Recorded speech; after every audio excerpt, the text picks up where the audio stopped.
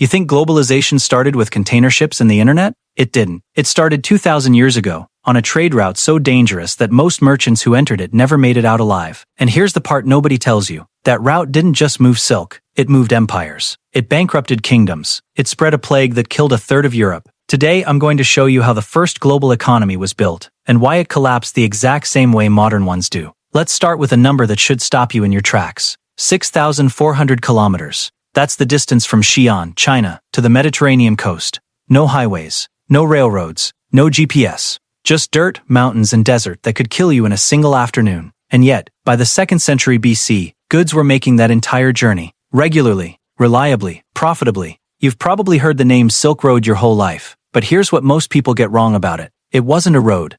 There was no single path, no pavement, no signposts. It was a network. Thousands of smaller routes, controlled by dozens of different empires, kingdoms, and nomadic tribes, all stitched together by one thing: money.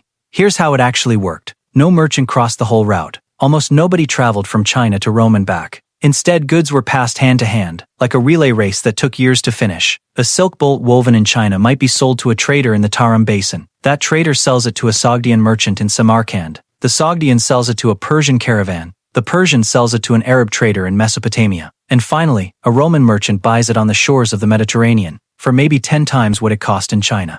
10 times. Let that sink in. That's not a modern markup. That's the ancient world's version of shipping costs, tariffs and middleman margins, stacked one on top of another, across a dozen different currencies and a dozen different rulers. And Rome paid it. Willingly. Because silk wasn't just fabric to them. It was status. It was power. It was the ancient equivalent of owning a luxury brand today. Roman senators complained about it constantly. Pliny the Elder wrote that Rome was hemorrhaging its wealth to the east. Also, Roman women could wear see-through silk dresses. He estimated the empire was losing enormous sums of gold and silver every year, money that left Rome and never came back. Sound familiar? A wealthy superpower, running a massive trade deficit, sending its hard currency overseas in exchange for luxury goods it can't produce itself. That's not a headline from this year. That's Rome, 2,000 years ago. But silk was only the beginning. This network moved everything. Spices from India, glassware from Egypt, paper and gunpowder from China, centuries before Europe had either. Horses from Central Asia that were faster and stronger than anything Rome could breed. Precious stones, medicine, and, this is the part people forget, ideas. Buddhism traveled this route from India into China. Christianity moved along it into Persia and Central Asia. Mathematical concepts, astronomy, even the technology for making paper, all of it rode along the same paths as the silk and the spices. This is the first thing you need to understand about ancient globalization.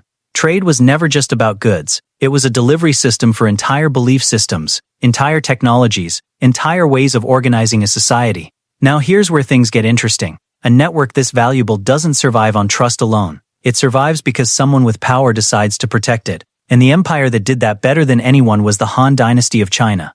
Around 130 BC, Emperor Wu of Han sent a general west with tens of thousands of troops. Not to conquer new farmland, not for glory. He sent them to secure the trade corridor, to push back the nomadic Xiongnu tribes who kept raiding merchant caravans and cutting off China's access to Central Asian horses and Western goods. Think about what that means. China was willing to fund a massive, expensive, multi-year military campaign, not to seize territory, but to protect a supply chain. That's not ancient history. That's modern trade policy with swords instead of sanctions. And it worked. For the next several centuries, the Han dynasty maintained garrisons, watchtowers, and fortified oases along the route. They built the infrastructure of the ancient world's first real supply chain security system. But protecting a trade route this long meant something else too. Something most people never think about. Whoever controlled a choke point on this network could tax it, could tariff it, could hold the entire system hostage. This is where the story turns. Most people assume the Silk Road ran smoothly for 1,000 years, a golden age of peaceful exchange.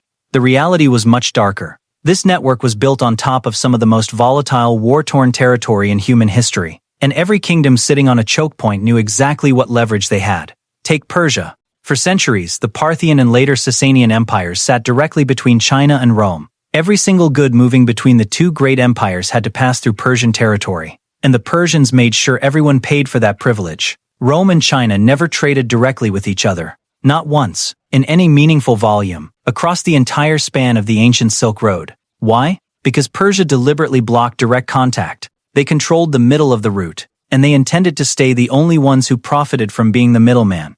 This is a strategy you'll recognize instantly if you've ever studied modern trade wars. Control the choke point. Extract the toll. Prevent your customers from ever discovering they could cut you out. There's actually a fascinating historical episode here. Roman writers describe hearing rumors of a distant, wealthy land called Ceres, the land of silk, but they had almost no direct knowledge of China itself. Chinese records, in turn, describe a distant western land called Dakin, believed to be Rome, but Chinese envoys who tried to reach it were reportedly talked out of continuing the journey by Persian merchants who didn't want the two empires trading directly. Two of the most powerful civilizations on Earth, separated by nothing but a middleman's greed. Now let's talk about who actually got rich off this system, because it wasn't the emperors. It was a merchant class most people have never heard of, the Sogdians. The Sogdians were based in what's now Uzbekistan and Tajikistan, in cities like Samarkand and Bukhara. They weren't a massive empire. They didn't have the military of Rome or the bureaucracy of Han China. What they had was something more valuable. They controlled the middle of the network, and they became indispensable. Sogdian merchants spoke multiple languages. They understood the customs of Persia, India, China, and the nomadic steppe tribes all at once. They built merchant colonies stretching thousands of kilometers, essentially creating the ancient world's first multinational trading corporation, centuries before the concept existed anywhere else. They didn't conquer anyone. They didn't need to. They made themselves the essential connective tissue of the entire global economy, and every empire around them had no choice but to work through them. This is one of the most important lessons in this entire story, and it applies just as much today as it did 2,000 years ago. In a globalized economy, the biggest winners aren't always the biggest empires. Sometimes it's the middlemen who control the flow of goods, information, and trust. But here's where things took a dark turn, and this is the part of the story most people never learn. This network didn't just move silk, spices, and ideas. It moved disease. And in the 14th century, it delivered the single deadliest catastrophe in recorded human history, the Black Death. Historians now believe the plague originated in Central Asia, likely spreading from rodent populations along the trade routes. Mongol armies, who by this point controlled huge stretches of the Silk Road under the Pax Mongolica, unknowingly carried it westward as they moved along established trade corridors. By 1347, the disease reached Crimean trading ports on the Black Sea. From there, it boarded merchant ships bound for Europe. Within just a few years, it killed an estimated one-third of Europe's entire population. Some regions lost even more. Read that again. A trade network built for profit ended up being the delivery mechanism for the deadliest pandemic in human history. This is globalization's oldest, darkest lesson, and it's one we are still learning today. The same infrastructure that connects economies and spreads prosperity can spread catastrophe just as efficiently. Speed and connectivity cut both ways. There is no version of an interconnected world that only carries the good things. The Black Death didn't just kill people. It reshaped the entire global economy. Labor became scarce across Europe, which meant workers could suddenly demand higher wages for the first time in centuries.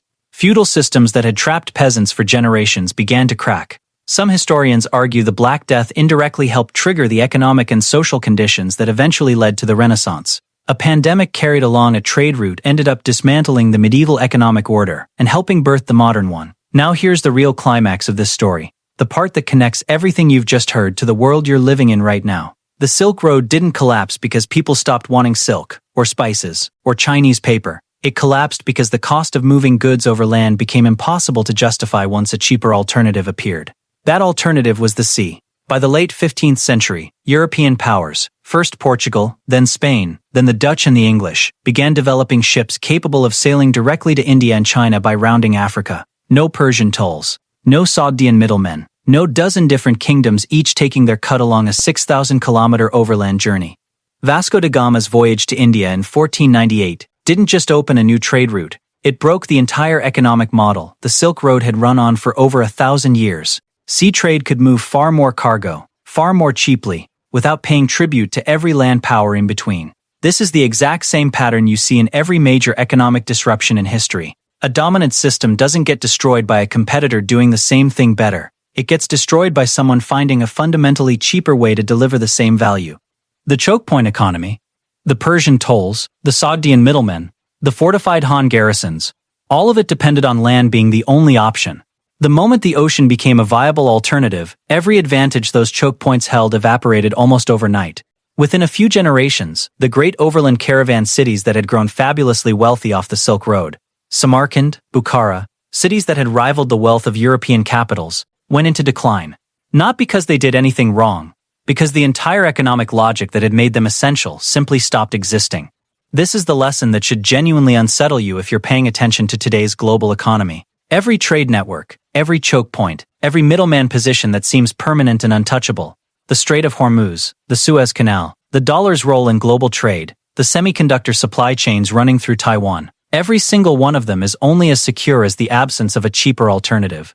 The Sogdians thought their position was permanent. The Persians thought their tolls were permanent. Samarkand thought its wealth was permanent. All of it depended entirely on there being no better way to move goods from one side of the world to the other.